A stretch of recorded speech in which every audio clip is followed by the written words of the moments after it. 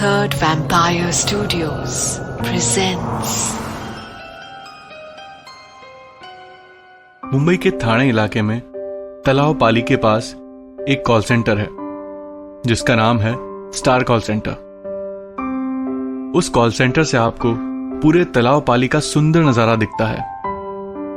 यहाँ के employees young और डायनामिक हैं और उन्हें इस बीपीओ में काम करने में बड़ा मजा आता है। सब यहाँ बहुत दिल लगाकर काम करते हैं और अपने टारगेट्स वक्त पर पूरे करते हैं। ये कॉल सेंटर अच्छा खासा प्रॉफिट बनाता है और इसके एम्प्लॉयज को महीने की शुरुआत में ही सैलरी मिल जाती है, जो कि एक अच्छी कंपनी की निशानी मानी जाती है। पर इस महीने ऐसा नहीं हुआ। जैसे ही एम्प्लॉयज के बैंक अकाउंट्स में उनकी सैलरीज क्रेडिट हुई, उनके अकाउंट्स खाली हो गए। सब लोग हैरान परेशान हो गए, कुछ तो रोने लगे। उनका बहुत बुरा हाल हो गया था, क्योंकि किसी को अपने बच्चों की स्कूल फीस भरनी थी, किसी को अपने बुजुर्ग माँ बाप की सर्जरी करानी थी और कोई अपनी बहन की शादी के लिए पैसे बचा रही थी। उस कंपनी के ओनर ने भी अपने हाथ खड़े कर दिए। मैंने तो सही समय पर तुम्हारी सैलरीज तुम्हारे बैंक अकाउंट्स में ट्रांसफर की थी, पर अगर वो गायब हो गई तो मैं क्या कर सकता हूं? मेरी भी मंथली सैलरी गायब हो गई है। मैं किसे अपना दुखड़ा सुनाऊं? एक महीना बीत गया इस हादसे को। अगले महीने फिर पगार की तारीख आई और फिर वही हुआ। सब एम्प्लॉयज अपने बाल नोच रहे थे और पागल हो रहे थे। कुछ लोगों ने तो सामने वाले उस सुंदर तालाब में कूदकर जान देने की धमकी भी दी। एक दो लोगों को तो ऐसा करने से रोकना पड़ा। सीईओ से लेकर चपरासी तक सब परेशान थे कि ये आखिर हो क्या रहा है। You are watching a Third Vampire Studios production. पर इस ऑनलाइन लूटमार के पीछे एक भयानक कारण था। वो जो कॉल सेंटर था, उसमें काम करने वाले नौजवान लड़के लड़कियां आज के युग के डकैत थे।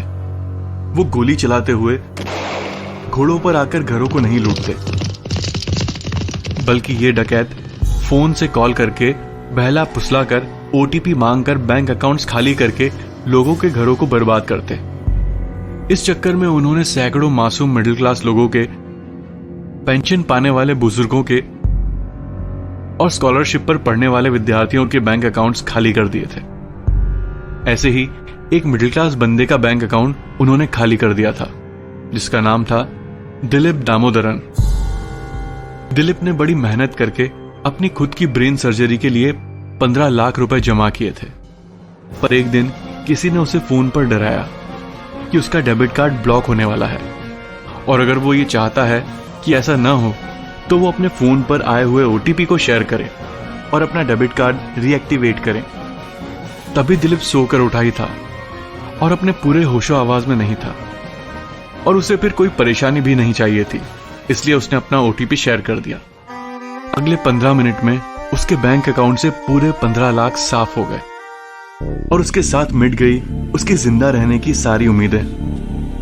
दिलीप दामोदरन सही समय पर अपनी ब्रेन सर्जरी नहीं करा पाया, जिस वजह से उसकी मौत हो गई।